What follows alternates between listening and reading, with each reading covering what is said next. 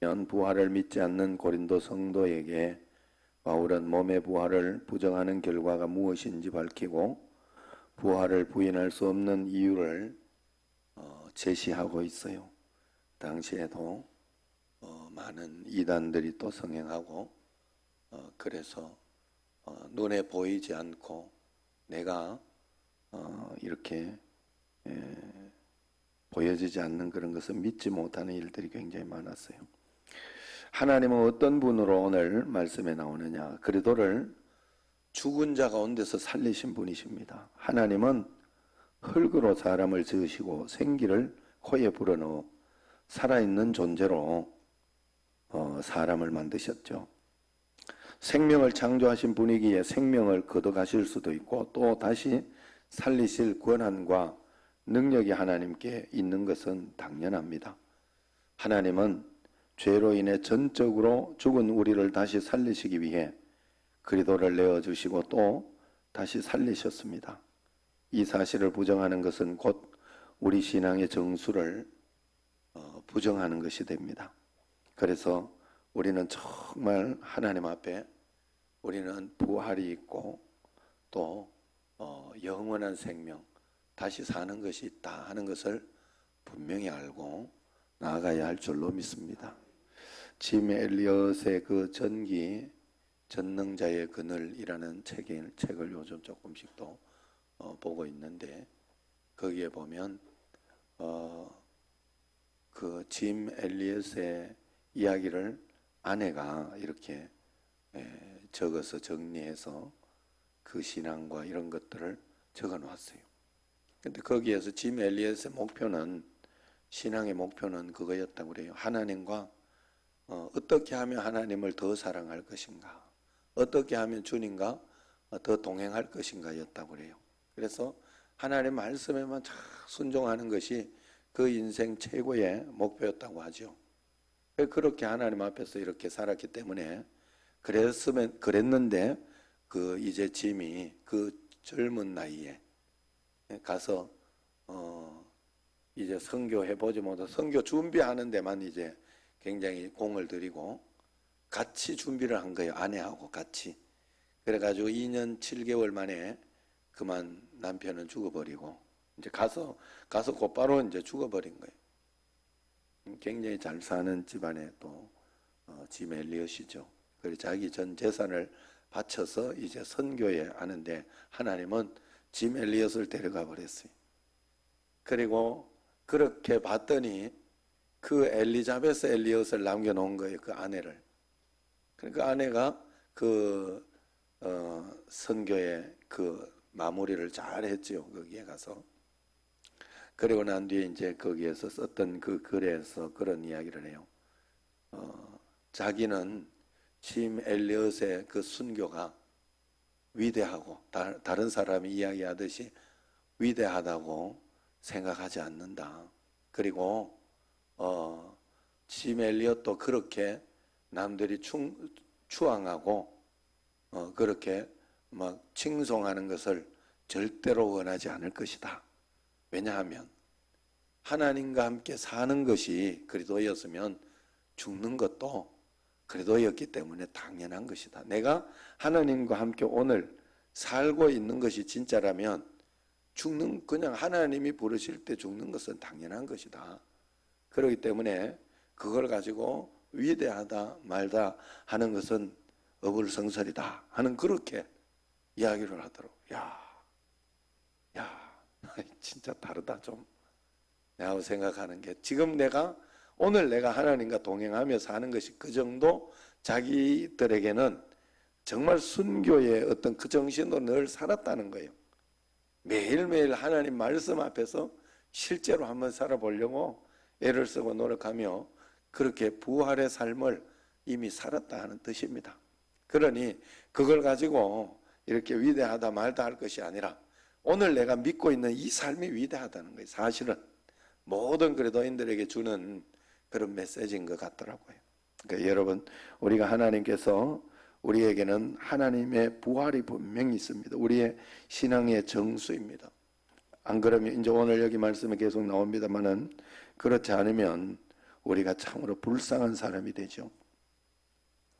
자, 12절 말씀을 이렇게 보면요. 그래서 이렇게 이야기합니다. 그리스도께서 죽은 자 가운데서 다시 살아나셨다 전파되었거늘 너희 중에서 어떤 사람들은 어찌하여 부활이 없다 하느냐 그럽니다. 바울은 부활하신 그리스도를 전했지만은 고린도 성도 중에는 죽은 자의 부활을 부정하는 이들이 있었습니다. 당시 사회를 지배하던 헬라 철학의 영향을 받은 자들이 몸의 부활을 받아들이지 못한 것이죠. 그들은 그들의 사상 주여 조용히 해놨는데 왜 검색 결과가 나오네. 자, 어디까지 했어요? 자, 죽은 자 가운데서 부활을 부정하는 이들이 있었습니다. 그래서 그들은 그들의 사상 체계에 맞게 복음을 교정했던 것이죠. 지금도 많은 그리스도인들이 자신의 가치관이나 정치, 성향, 행동, 양식에 거치지 않도록 말씀을 수정합니다. 그러나 그렇게 왜곡한 말씀으로는 하나님의 나라를 이룰 수가 없어요. 말씀을 바꾸려 하지 말고 말씀에 비추어 자신을 바꿔나가는 것이 구원을 이루는 성화의 과정이다. 아셨죠? 말씀에 맞추어 나를 내 정치나 어떤 그런 성향 때문에 또 이렇게 탁 버리고 할 때가 있어요. 하나 굉장히 안타까워요.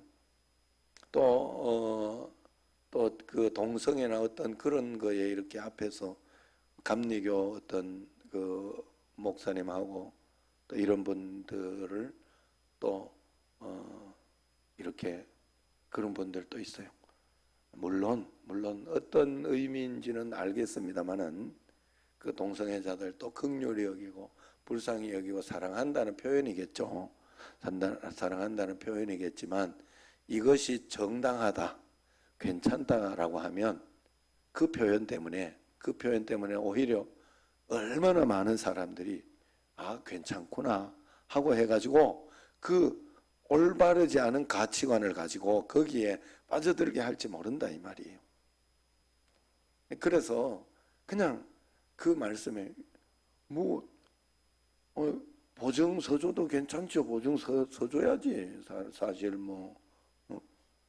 그렇지만 그것 때문에 뒤에 오는 감당하지 못할 일 때문에 성경은 하지 말라고 하는 거예요. 그러면 성경 말씀에 비추어 나를 맞춰야 되는 거예요. 거기에 기준을 삼아줬어요. 하나님이 기준을 맞춰줬으니까. 여러분 잘 생각해 보세요. 이 우리가 가족이라는 어떤 그런 것, 결혼이라는 어떤 제도, 이런 거 하에서는 부부간에 모두 어떤 행위나 어떤 그런 것들이 모두 자유하잖아요. 부부간에는 자유하게 만들어 놨어요. 다른 걸 죄라고 이렇게 규정해 놨어요. 그 이유는 뭘까요? 그것은 세상의 어떤 제도와 범위 안에서 이렇게 할 수 있도록 하나님이 그 길을 열어놓은 거예요. 그래서 우리가 하나님 앞에서 하나님께서 이렇게 선과 제도 이런 어떤 그런 것들은 우리를 위해서 하나님 우리를 사랑하기 때문에 만들어 놓은 거. 마치 횡단보도에 제가 몇 번 걸렸잖아요. 난 진짜 열받아. 지금도 생각하면 어디야 요 밑에 신세계 들어가는데 법을 지켜준다고 자해전을 해가지고 돌아와가지고 이제 가려고. 안 그러면 내가 거기서 바로 유턴하지 왜 거기서 자해전을 하겠어요. 그래가지고 거기에서 해가지고 나간다고 법을 지켜준다고 들어갔더니 여기는 비보호입니다 이렇게 바람 부릴 때. 지금도 보면 거기 보면 자해전 기다리고 있다. 빨간불이면 가요. 자해전하고 들어간다니까 사람들이. 그게 더 안전하니까. 그래서 그렇지만 법은 법이에요. 그래가 지금은 내가 절대로 안 그래. 무조건 파란불이. 속에서는 굉장히 유혹이 굉장히 많이 되고 그렇게 하지만 한번 끊겨본 사람은 이게 잘한대 이게. 그래 한번 끊겨본 사람은 법을 지켜. 그래서 그 테두리라는 게 있어요. 뭐 그냥 횡단보 그냥 건너가도 돼요. 건너가 안 죽으면 돼. 그러나 법을 지키는 건 사랑하는 거예요. 서로를 사랑하고 배려하고 서로에게 원칙을 지켜주는. 그래서 그 제도가 불편하고 어렵곤 하지만 마음대로 해도 되지만 그러는 게 축복은 아니고 그러는 게 더 좋은 일이 아니기 때문에 지켜도 되고 안 지켜도 되고 하는 어떤 그런 것은 있지만 그래도 지키라고 만들어 놓은 것이고 또 라인이나 선이 그래서 있는 거예요. 우리가 뭐 하늘을 빙빙 날아다니고 막 그렇게 하나님이 안 만들어 놓은 거는 막 아니면은 또 여기 물 생겨라 하면 물 생기고 이렇게 하나님이 안 만들어 놨잖아요. 사람을 그렇게 해놓은 거는 그 테두리와 한계 안에서 우리가 자유롭게 살 수 있도록 해놓은 거예요. 물고기가 물을 떠나면 안 되듯이 우리는 하나님의 말씀의 한계를 떠나면 안 돼요. 한계 안에 있어도 괜찮아요. 축복이에요. 그런데 우리가 그 안에서 자유함을 가지고 기쁨을 가지고 그러면서 이렇게 살 수 있도록 하나님은 분명히 만들어 놓았는데 이 죄성 때문에 그게 우리에게 압박을 하고 있다. 자유를 구속하고 있다 하는 그런 마음으로 우리를 만들고 있어 그런 거예요. 거기에 여러분 절대 속으시면 안 돼요. 절대 속으시면 안 돼요. 더 사랑하고 오히려 그런 동성애자들이나 이런 자들을 뒤에서 더 사랑하고 오히려 이렇게 어떻게 해서든지 더 기도해주고 그러면서 하나님 앞에 이렇게 나올 수 있도록 그렇게 해야지. 그 비정상적인 어떤 그런 것에 사람이라는 게 참 신기하거든요.